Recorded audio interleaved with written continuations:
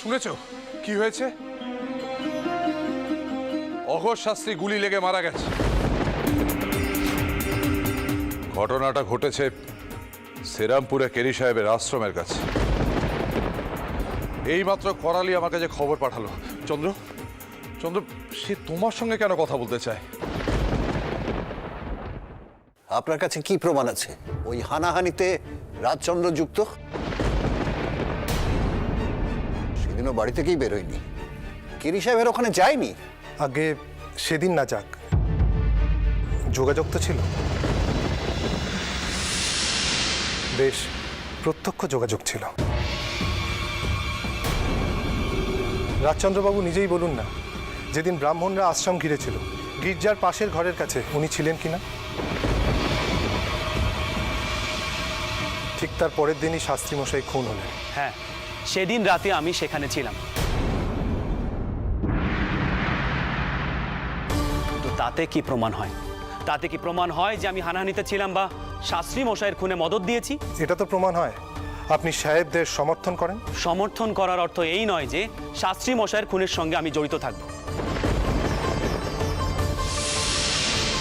আমি তার কাজকর্মকে সমর্থন করি না বলে তাকে খুন করেছি, এটা কি প্রমাণ হয়? রাজচন্দ্রবাবু, আপনি দয়া করে একবার ঘরে গিয়ে দেখুন তো আপনার পিস্তলখানা আছে কিনা। যদি থাকে তাহলে নিয়ে আসুন, তাহলেই তো আর সমস্যা থাকে না। দেখি আর্মসটা।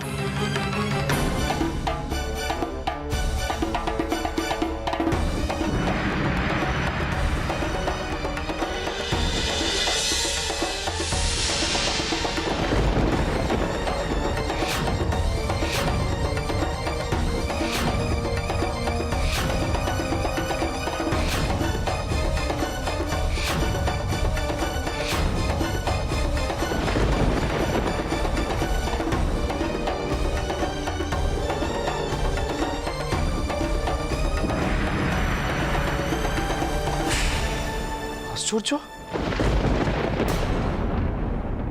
এ তো অবিকল দাদার পিস্তলের মতো দেখতে। এমন পিস্তল এখানে কার কাছে আছে? দাদা, তুমি বরং ঘর থেকে গিয়ে পিস্তলটা নিয়ে এসো, তাহলেই তো কোনো সন্দেহ থাকে না, উনিও নিশ্চিন্ত হন। তবে দাদা যে কোথাও যায়নি সে ব্যাপারে আমি নিশ্চিত, কারণ আমি নিজে দেখেছি জ্যাঠামশাই সেদিন দাদাকে যেতে দেননি।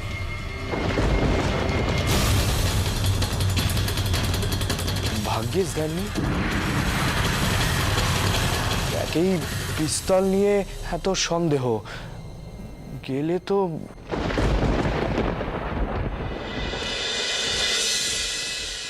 বউ, শোন, খবর নিয়ে এলুম। বৈঠকখানাতে কি সব আলোচনা হচ্ছে। দারোগাও এসেছে, তবে সে করালি নয়, অন্য কেউ। ও দিদি, কি আলোচনা হচ্ছে গো? কি বলছে সবাই? অত শত খবর পাইনি রে, যেটুকু শুনলাম সেটুকুই বললাম। কাউকে যদি একটু পাঠাতে পারতুম সেখানে, তবে আর একটু বেশি কিছু জানতে পারতাম। আপনি? আমরা এদিকে ভয় মরছি, ওই তো দারোগা কেন হয়েছে? কি বলছে ওই দারোগা? দেরাজে কাঠের বাক্সে আমার একটা পিস্তল ছিল, সেটি নিশ্চয়ই ঠিক জায়গাতে আছে। বাস্কো, হ্যাঁ, আপনি যেখানে রেখেছিলেন ওখানেই আছে।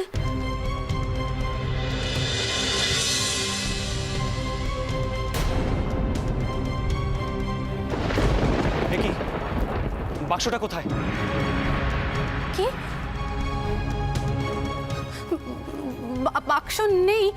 তুমি একটু ভালো করে খুঁজে দেখো না, যাবে কোথায়?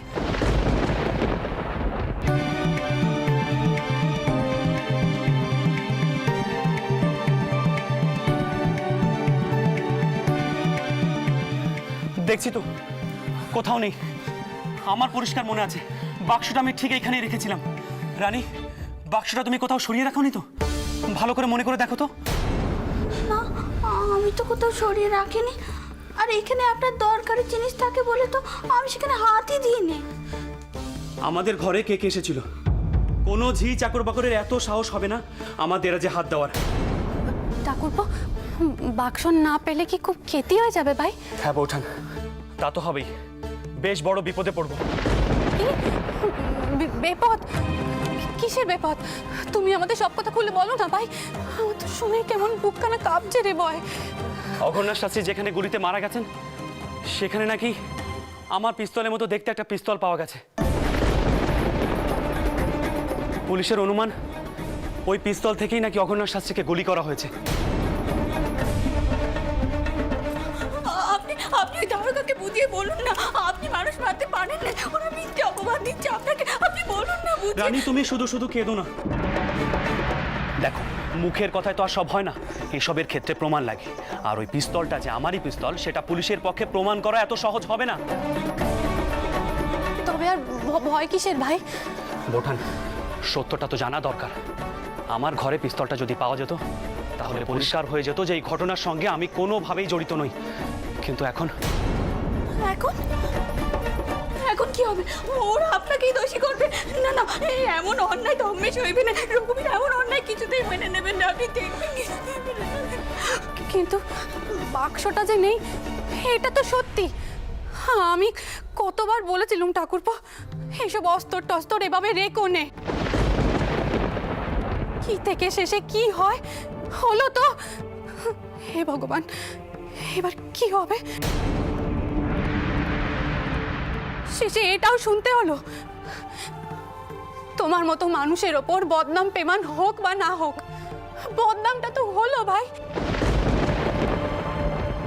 কিন্তু বাক্সটা নিল কে?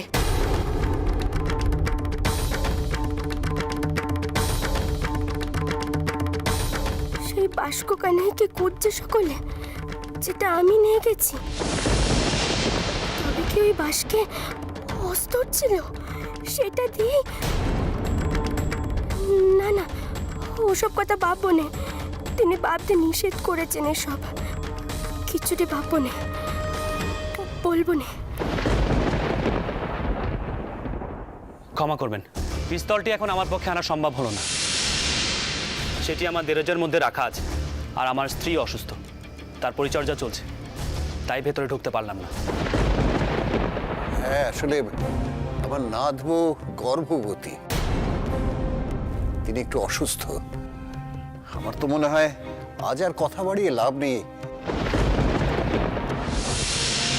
আপনি বরং আগামীকাল আসুন। আপনি যদি বলেন তাহলে আমি বড় লাট বাহাদুরের সঙ্গে এই বিষয়ে কথা বলতে পারি। আগে তার প্রয়োজন হবে না।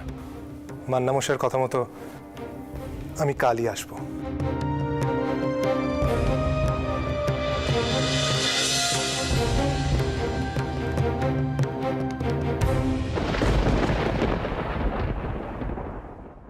কি ব্যাপার চন্দ্র, পিস্তলটা কোথায়?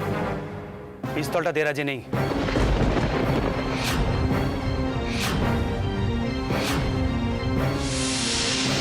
কেউ কিছু বলতে পারছে না। পিস্তলটা দেরাজ থেকে চুরি করা হয়েছে। চুরি? ঘরের ভেতর থেকে চুরি? বাইরের লোকের পক্ষে তো সেটা সম্ভব নয়। তুমি ভালো করে ভেবে বলো চন্দ্র, তুমি অন্য কোথাও রাখোনি তো? এখন পরিস্থিতি কি করে সামাল দেবে সেটাই ভাবো। হাজারবার তোমাকে বলেছি, ওই কালাপাহাড় রামমোহন রায়ের কথায় মিশনারিদের সঙ্গে মেলামেশা করো না। কথা তো শোনোনি। গিরি সাহেবের গির্জায় কি করে উপস্থিত হয়েছিল বলো তো? দাদা, তুমি মানুষের উপকার করতে চাও সেটা ঠিক, কিন্তু নিজেকে এভাবে বিপদে ফেলাও কি ঠিক? এই মারবাড়ির সুনাম, বৌঠানের কথা, এই দিকগুলো একটু ভেবে দেখলে ভালো করতে। কেন সেখানে যাই সেটি বোঝার বোধ তোমার হয়নি অভয়। তুমি যেখানে আকৃষ্ট সেখানে যাবার রুচি আমার নেই, তাই আমি অন্য কোথাও যাই। তার কারণ প্রয়োজনে অতিরিক্ত কথা বলছো চন্দ্র।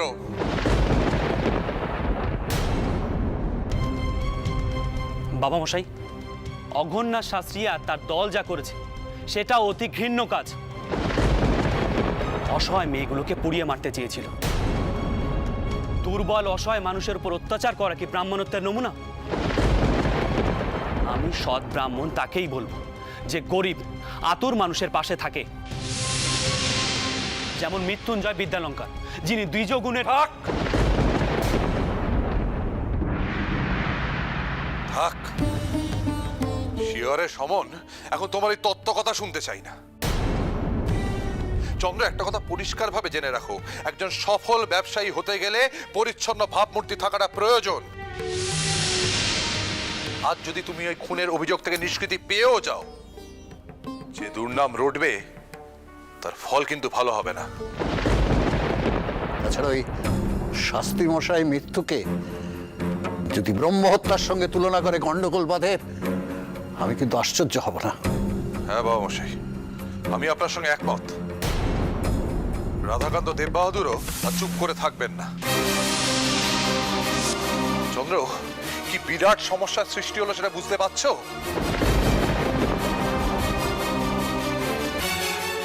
কি করে সামলাবো এই বিপর্যয়?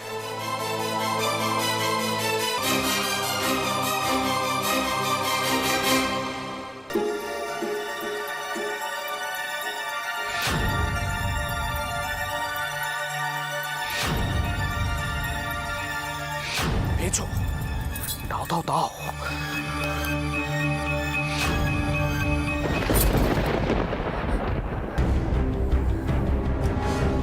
ভয় পেলে?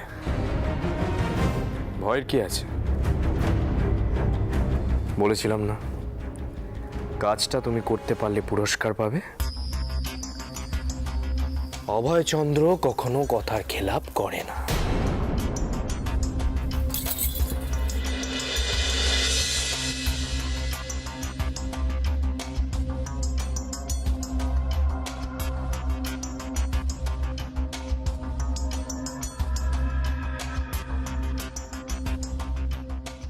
না না, আমি আর কিচ্ছুটি ভাবব না। এতদিন পর তিনি আমাকে গ্রহণ করলেন, আদর করলেন। আমার আর কি চাই? স্বামী সোহাগ পাওয়াই তো ভাগ্যি মেয়েদের।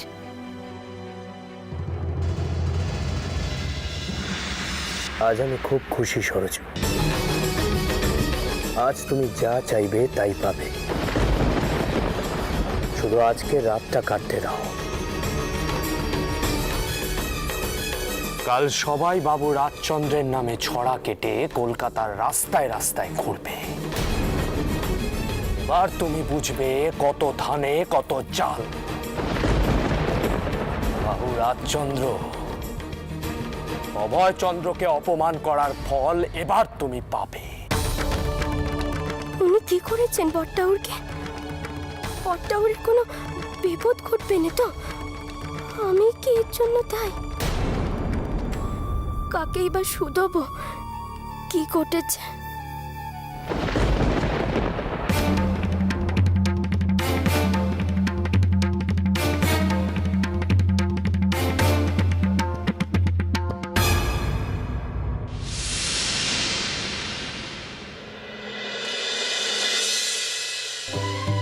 আমি জানি রঘুবীর, তুমি আছো। তুমি থাকতে অবিচার কিছুতেই হতে পারেনি, কিছুতেই হতে পারেনি। তিনি কারো মান নিতে পারেননি, কারো মান নিতে পারেননি তিনি। আর তিনার হুকুম না পেলে তো তিনার লেটে যাওয়া এমন কাজ করবেন না। তিনার উপর মিথ্যে দোষ দেওয়া হচ্ছে। তোমাকে এই প্রতিকার করতে হবে রঘুবীর, তোমাকে এই প্রতিকার করতে হবে।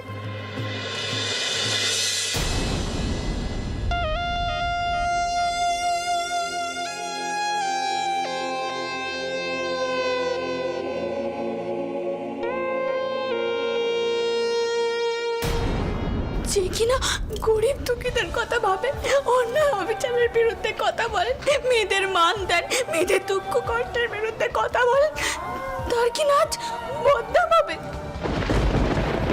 আর তুমি তো চুপ করে দেখবে, কিচ্ছুটি করবে না। তুমি সব জেনেও তাকে বিপদ থেকে উদ্ধার করবে না রঘুবীর।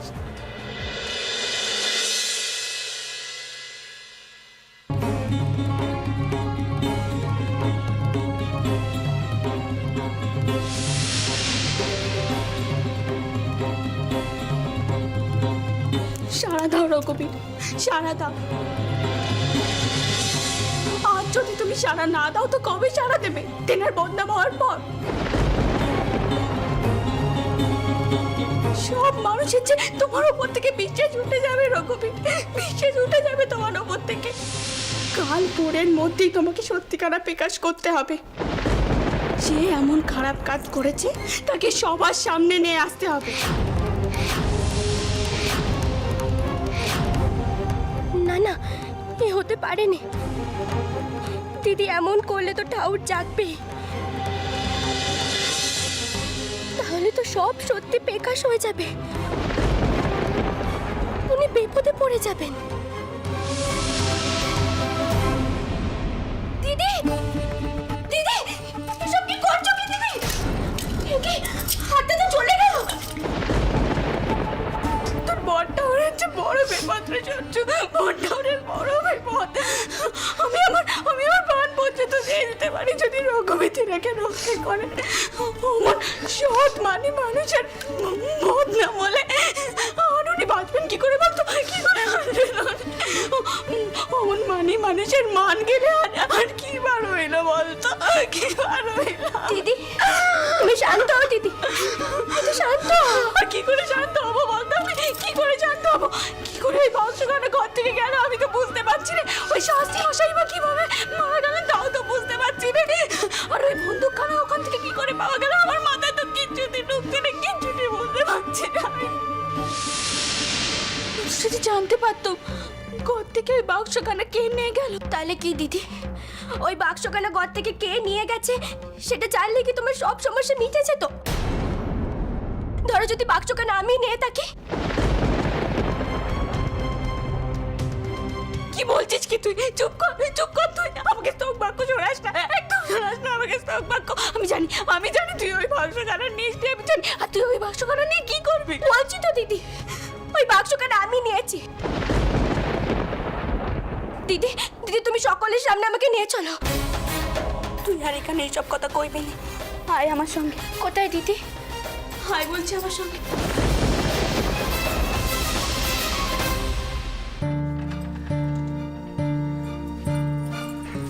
আয়, আয় আমার সঙ্গে।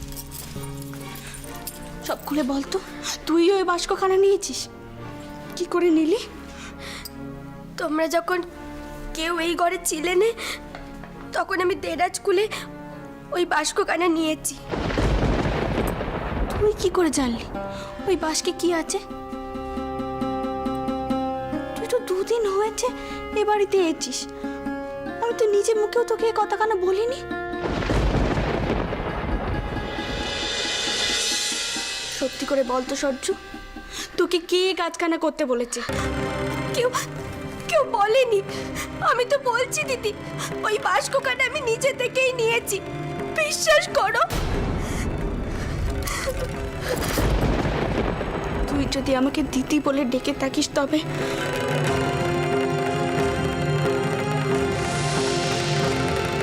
আমার মাথায় হাত রেখে বল সরজু, তুই নিজে থেকেই ওই বাস্কখানা নিয়েছিস।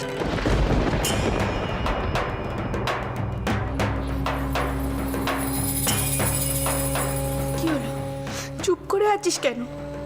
বল বল সরজু।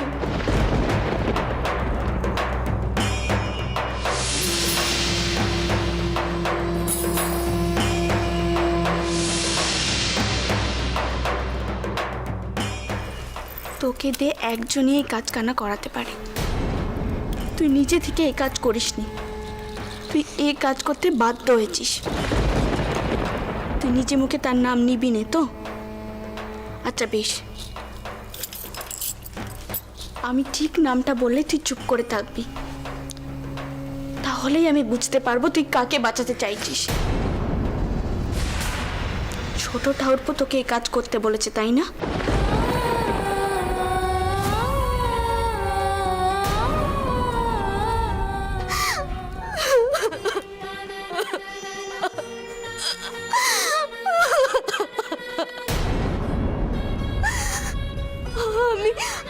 আমি কিচ্ছুটি জানি না দিদি। দিদি তুমি আমার কিচ্ছুটি শুধিও না। দিদি, দিদি তুমি আমায় মাফ করে দাও, মাফ করে দাও গো দিদি। আমি যে তোমায় কিচ্ছুটি বলতে পারবো না। তিনি যে আমার দেবতা, তিনি তো যা খুশি তাই করতে পারে, তেনার বিচার করার আমি কে? তুই জানতিস ওই বাসকে কি ছিল? সত্যি করে বল সরজু, টিনার বন্দুক যে ওই বাসকে ছিল তাকে তুই জানতিস?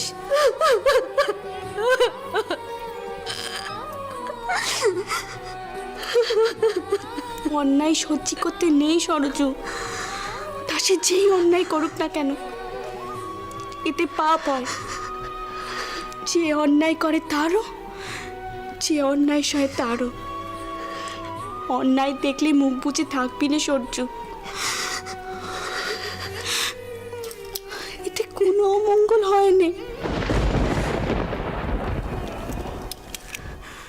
বুঝলি?